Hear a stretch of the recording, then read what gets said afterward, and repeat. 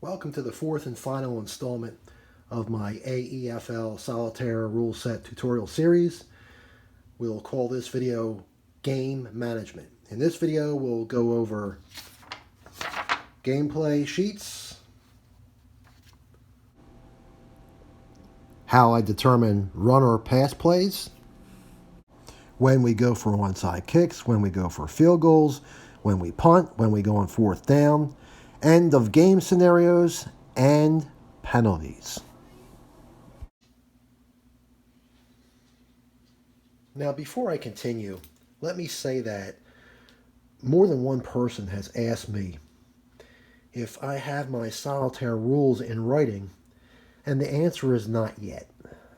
What I'm going to show you in this video, outside of the game sheets that I've been using, are really, these things have just been typed up in the last couple days, and it's only a small fraction of the entire rule set that I presented in these videos. I will try to type out the entire set this year, but until then, most of my rules exist in stuff like this. You know, this isn't an acceptable presentation to anybody. Only I can understand this chicken scratch. So why don't we dive into the game play sheet first. It's a very straightforward sheet, really. I have it broken down into three main areas. One is the overall score of the game, broken down by quarter. You have your teams, home and away, and then the scores by quarter, overtime, if needed, and then the total. And then you'll see I have each quarter broken down into 8 plays. All right, and you will see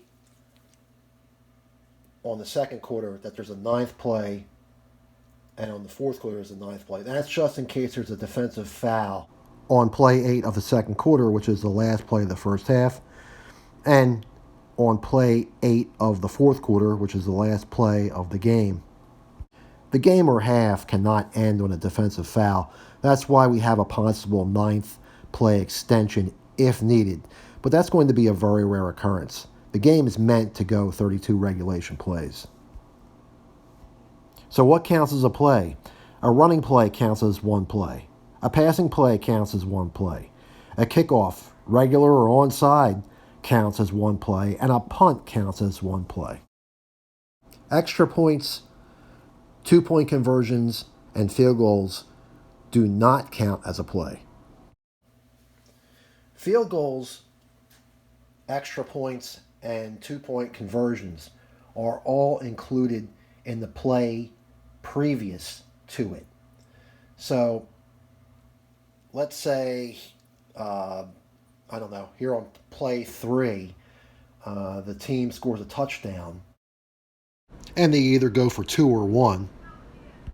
That's included in that play where they scored the touchdown. Now, field goals would also be included in the play box prior to them being attempted. Let me explain. Let's say the team begins its series on the first play of the second quarter. So this is first down, and then they don't get the first down, so they go to second down on play 2. They don't get it there either, so they go to third down on play 3, and then that also fails. So it's third down with fourth down coming up. One of 3 things is going to happen here. You're going to either punt, go for it, or if you're in field goal range, kick the field goal. If you're punting or going for it, you're going to go on to the next play, play 4 in this case. But if you're attempting the field goal, that attempt is going to be made in the same box as the last play that was ran. In this case, play 3. So using that logic, a team that gets into field goal range on the last play of the half has not run out of time. If they get into field goal range on play 8, they get to attempt the field goal, because once again, the field goal attempt would be part of the last play ran, which in this case was play 8.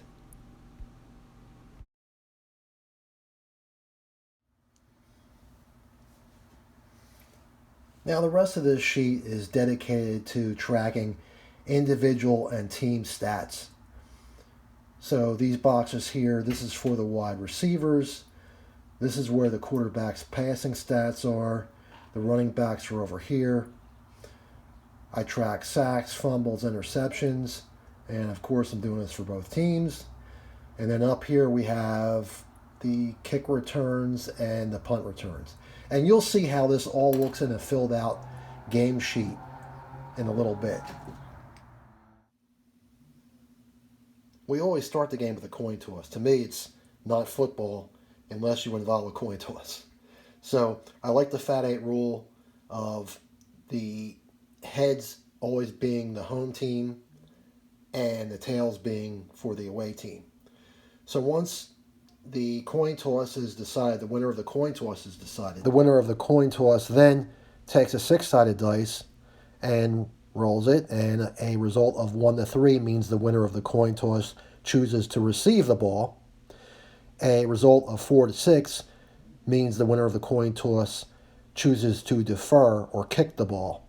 Of course, the way this works is whoever receives the ball in the first half kicks it off in the second half.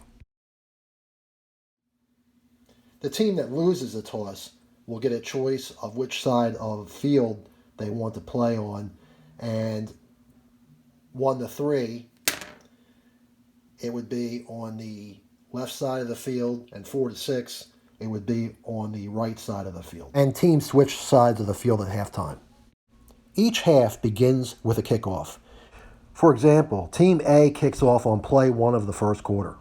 That means that Team B will kick off on play 1 of the third quarter unless Team B is in a trailing situation that forces them to onside kick. I'll go over onside kick situations in a little bit. Outside of the kickoffs at the beginning of the halves, all other possessions following a scoring play will begin at the 25-yard line unless the team that just scored is trailing and is forced to onside kick. And once again, I'll go over that in a little bit. Now let's get into how I run gameplay once a team starts with possession of the ball. I determine run or pass plays by rolling a 10-sided dice combined with probabilities predetermined by down and distance and game situations. Let's go through all the possibilities quickly so you can see what I'm talking about. So here you're looking at the run-pass game sheets, and here is a 10-sided die. And here you see in the top left of the screen on first down, a roll of 1 to 5 is a run, a roll of 6 to 10 is a pass. Then on second down and 11 or more yards to go for the first, it's a roll of 1 to 2 is a run, 3 to 10 pass. On second down, if the offense needs 5 to 10 yards to get a first down, the play call will usually be the opposite of what happened on first down. So, in other words, on first down, if it was a run, let's say, then on second down with 5 to 10 yards to go, it's only a run on a roll of 1 to 2, and on 3 to 10, it's going to be a pass. If on first down, the play was a pass, then it's going to be a run on a roll of 1 to 8 and only a pass on a roll of 9 to 10. This method introduces a nice balance of run and pass to the game. But if on second down the offense only has 1 to 4 yards to go for a first down, then the play call is usually going to be a run. You can see a roll of 1 to 8 is a run, 9 to 10 pass. On third down and 5 or more yards to go, it's almost always a pass, 1 to 9 pass, 10 run.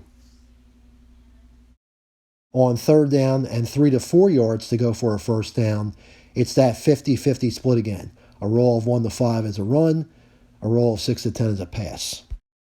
Third down and 1 to 2 yards to go for a first down, a roll of 1 to 8 is a run, a roll of 9 to 10 is a pass. Fourth down is just a repeat of the third down probabilities. I have a separate list of probabilities when the offense has a first and goal to go. Let's go over them.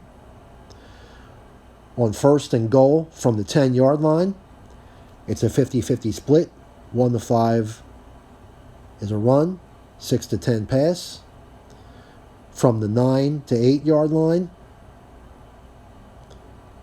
it's a run on a roll of 1 to 6. 7 to 10 pass. 7 to 6 yard line. 1 to 7 run. 8 to 10 pass. 5 to 4 yard line. 1 to 8 run. 9 to 10 pass. And from the 3 yard line to the 1, it's a 1 to 9 run, 10 pass on first and goal. On second and goal from 11 yards or greater, the offense will run on a roll of 1 to 2, and they will pass on a roll of 3 to 10. Second down and goal for the offense from the 6 to the 10 yard line is that opposite of the first down scenario again. Meaning, if the first and goal play was a run, then this would only be a run on a roll of 1 to 2 and a pass on a roll of 3 to 10. If the first and goal play was a pass, then this would be a run on a roll of 1 to 8 and only a pass on a roll of 9 to 10. Second and goal from the 5 yard line to the 1 yard line is a run on a roll of 1 to 9 and a pass on 10. Third and goal from the 11 yards or more is only a run on a roll of 1, and it's a pass on a roll of 9 to 10.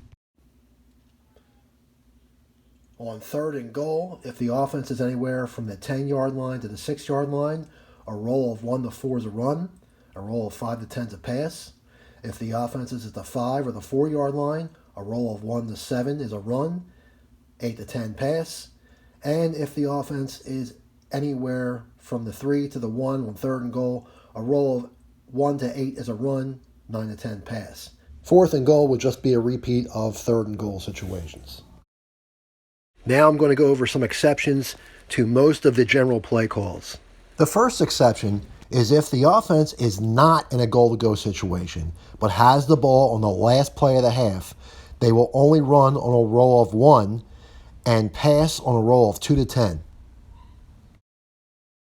Here's the second exception. If the team that has the ball is down 3 scores in the first, second, and third quarter, or 2 scores in the fourth quarter, they only run on a roll of 1 and they pass on a roll of 2 to 10. And once again, this exception does not apply if the team is in a goal-to-go situation.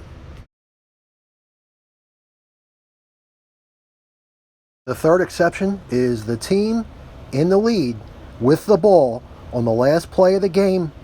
The play call is a run on a roll of 1 to 9 and a pass on a roll of 10. The fourth exception refers to a team who has the ball and is trailing by any amount on the last play of the game. They're only going to run on a roll of 1 and they're going to pass on a roll of 2 to 10. This exception does not apply to a team that is in a goal-to-go situation. And finally, the last exception, all plays, whether run or pass, by dice roll, go forward as rolled, unless during first stop there's a broken play. So in other words, if it's a called pass and the quarterback falls over, it turns into a run play. If it's a called run and the running back's turned in a negative direction during first stop, or the running back falls over, it turns into a pass play. Now we will review the formula I use for onside kicks, punts, and field goals in solitaire play. An onside kick will be attempted by the team that's trailing after they have scored or at the beginning of the half in these following situations. If they are down 3 scores in the first half, 2 scores in the third quarter, or 1 score in the fourth quarter.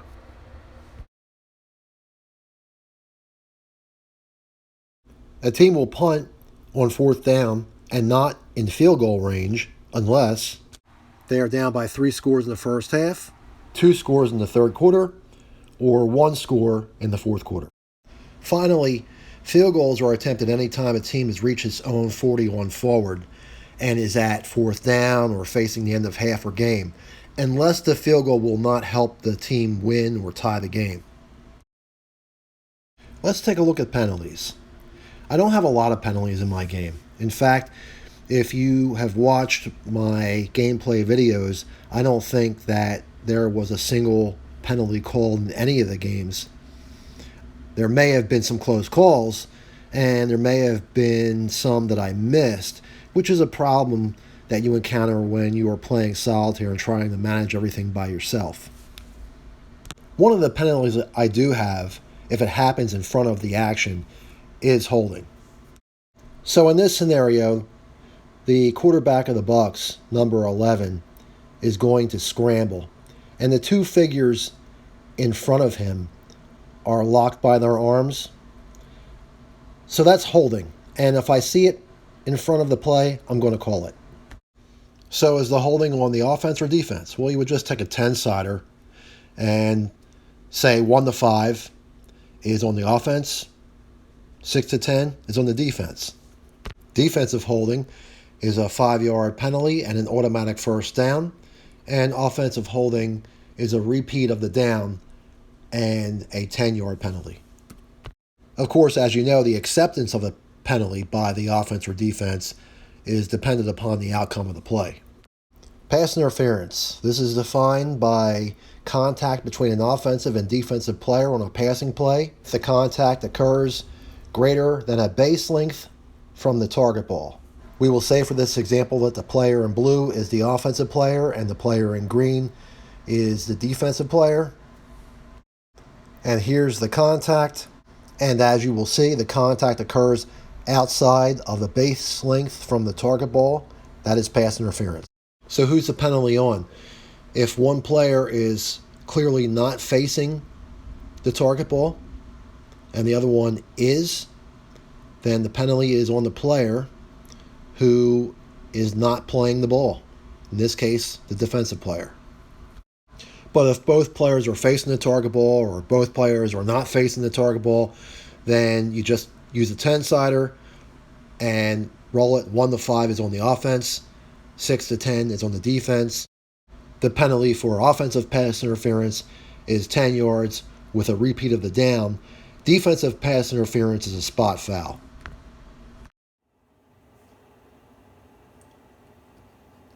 Roughing the passer. So 11 here completes a pass to 33. And sometime after that happens and before the play ends, a defensive player knocks the quarterback over. That's a 15-yard personal foul penalty tacked on to the end of the play. Late hit. 33 is the ball carrier here for the Bucks. Hits the out-of-bounds marker. Before I stop the switch, 28 strikes him. That's 15 yards tacked on to the end of the run.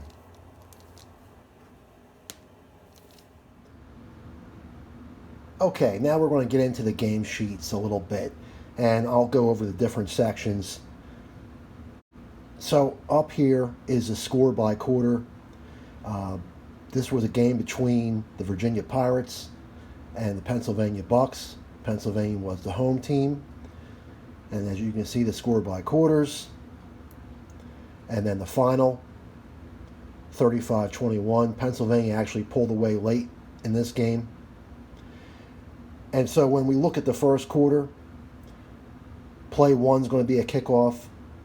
And Pennsylvania versus Virginia. So I use P to represent Pennsylvania and V for Virginia. Pennsylvania got the kickoff on play one. On the second play of the game, they scored a touchdown, and I noted that up here above the play where it happened. Then Virginia went on a 3-play drive. And you see that little mark there, that's supposed to be an I for interception. Then Pennsylvania takes possession. And I said earlier in the video that in all of my recorded games, there weren't any penalties.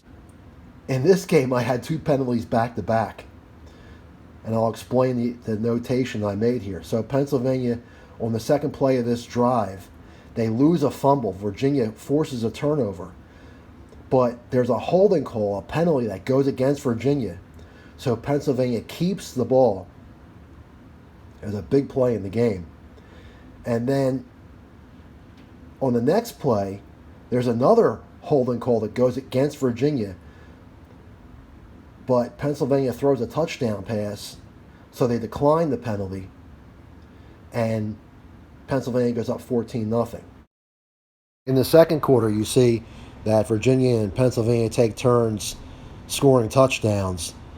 And the first half ends with Pennsylvania leading 21-14. In the second half, Virginia takes the kickoff. But 2 plays in, the Pirates throw their second interception. Bucks then go on a 4-play drive, but that ends in an interception as well. And Virginia caps off the third quarter by scoring the tying touchdown.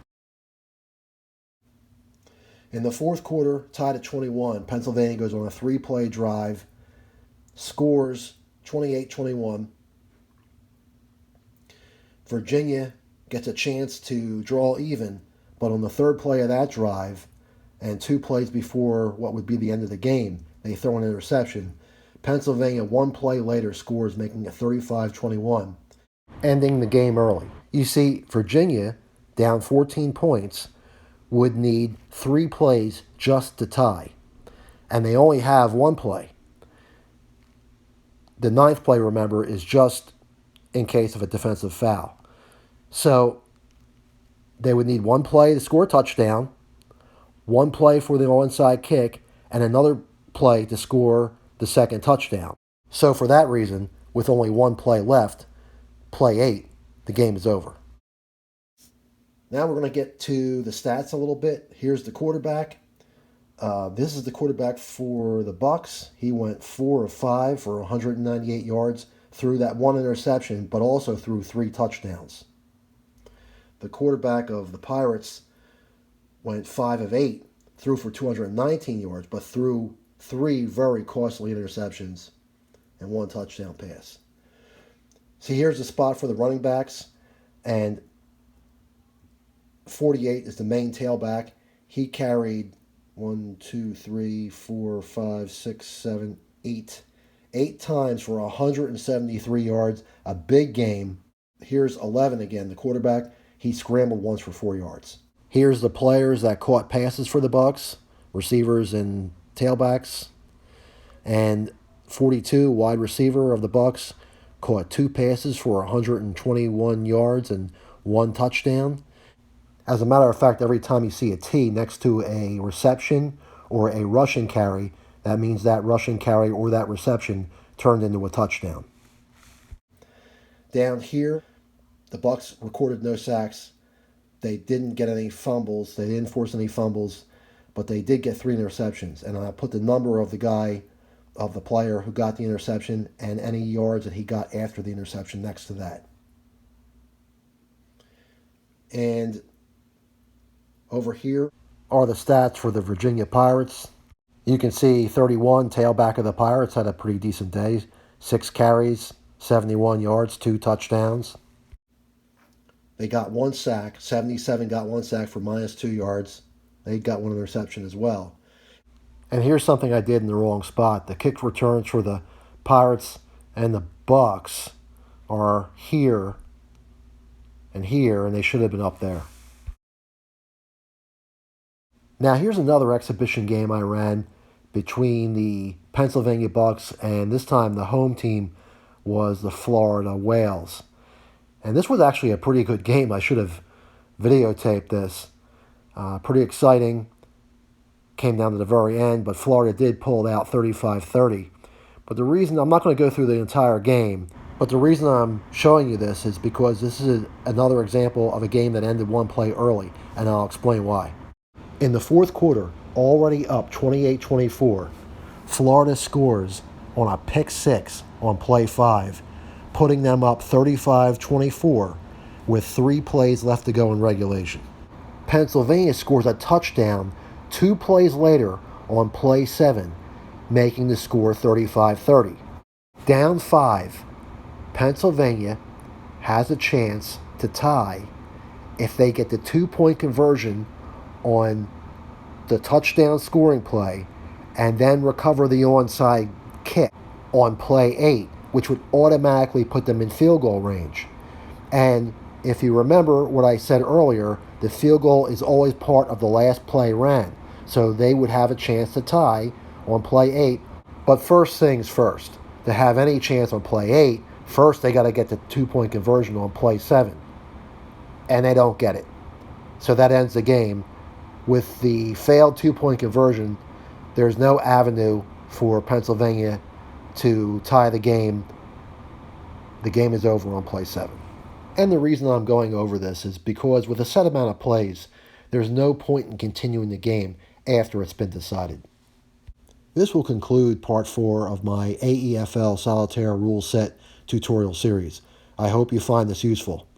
Very soon, I will roll out another video that will detail where I am in preparation for Season 2. I am very much looking forward to bringing you some entertaining gameplay soon. Thanks for watching, and see you in the next video.